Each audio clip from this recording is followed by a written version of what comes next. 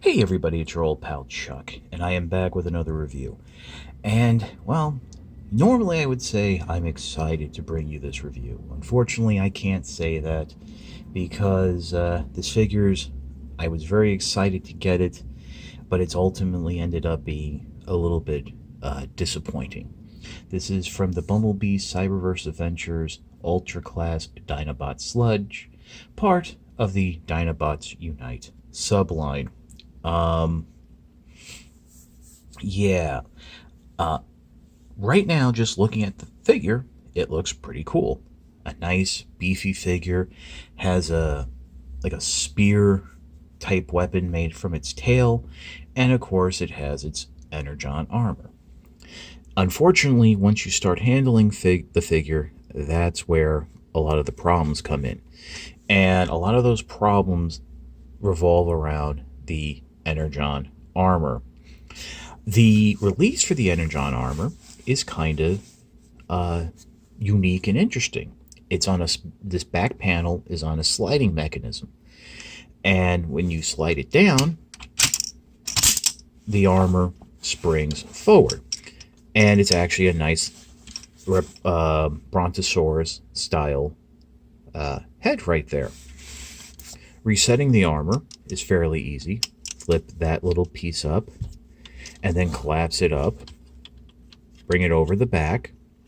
It will snap into place, and then you can bring the panel back up, or if you want to leave the armor down, you can bring the panel up. And there are two tabs that fit into slots here on the back of the torso. And that's where the problems come in. These tabs are not long enough or strong enough to secure the panel into place. So even though you press it up as far as you can go, it will just slide back down. Not all the way, but enough to just not look right.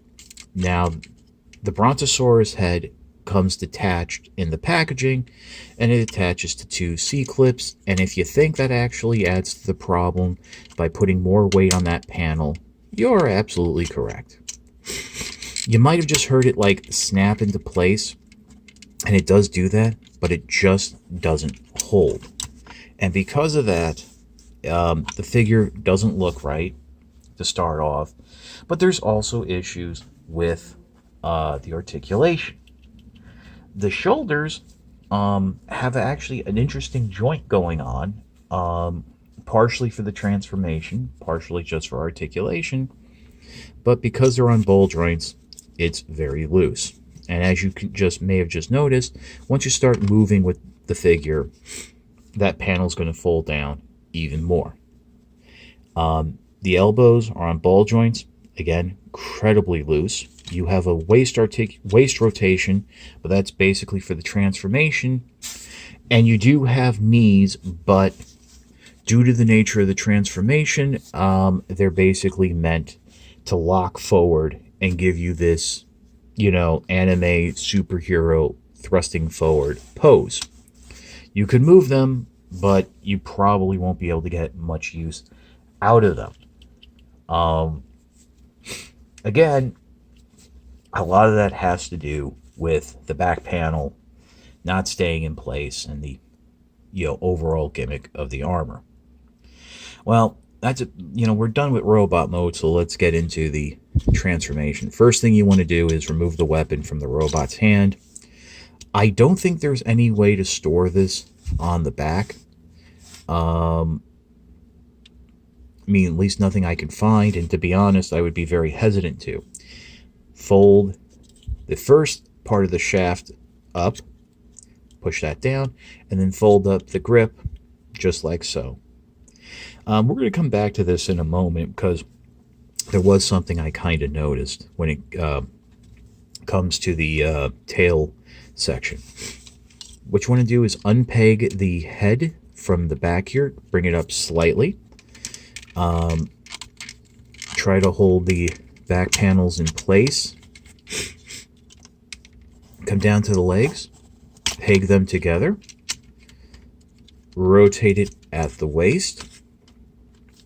What you'll do now is unpeg peg the knees from the legs, and there's like a little double tab section here that's going to peg into the back of the pelvis, and we'll just slide it in just like so.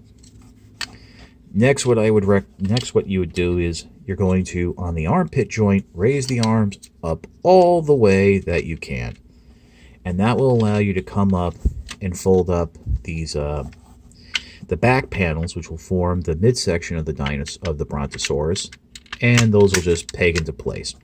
And those will now finally secure that back panel into place. Bring the arms back down, and you might as well just go ahead and bring the head up, and very stiffly it pegs into place right there. Kind of use a little bit of force to get it in there, but once you do that, you're kind of good. Next, with the arms, rotate them so the back of the forearms are facing forward. Flip up the fists, and then bring them back. Those will be the dinosaur front legs. Bring down the rear legs.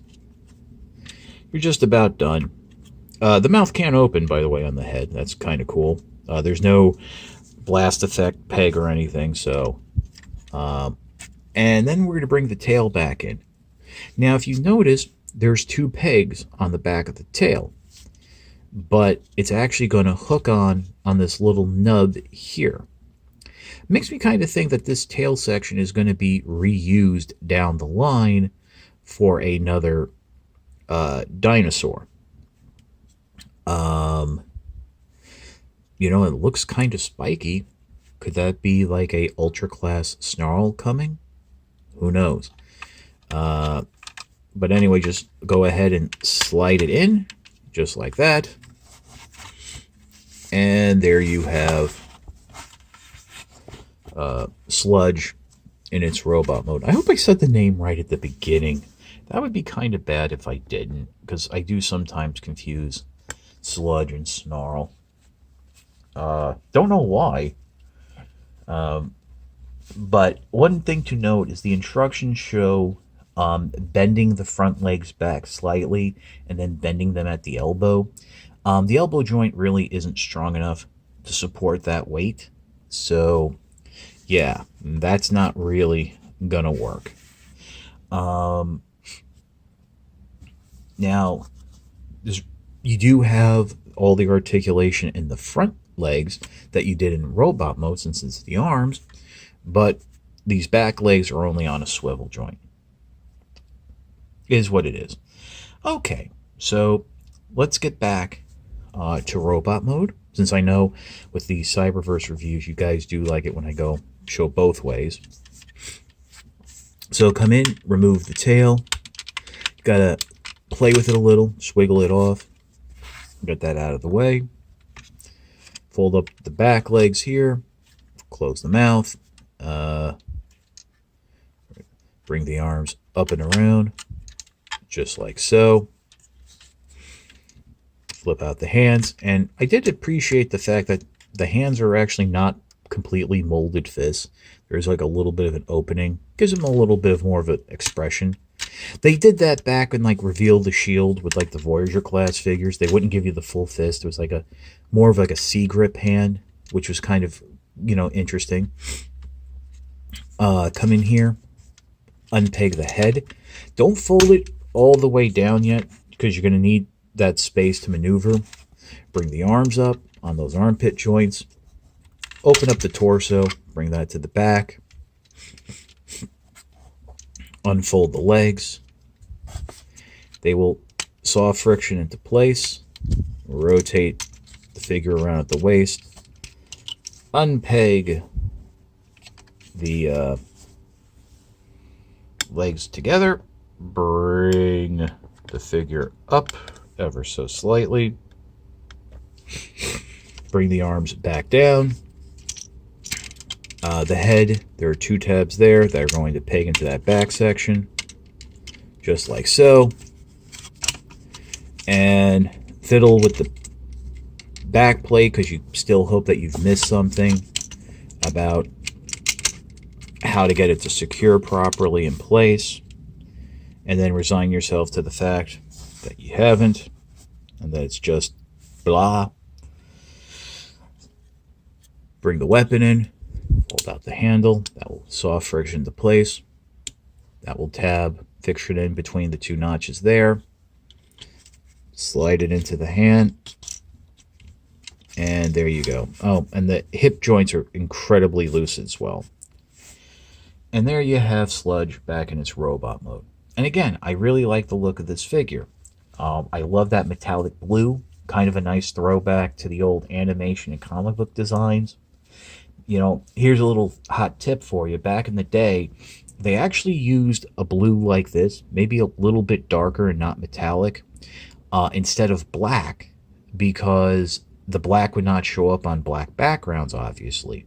So that's why when you see a lot of comic book figures that have black costumes, depending on the look they're going for, they'll actually give it like a navy blue, dark blue wash to help the costume pop a little, because that's how it actually looked.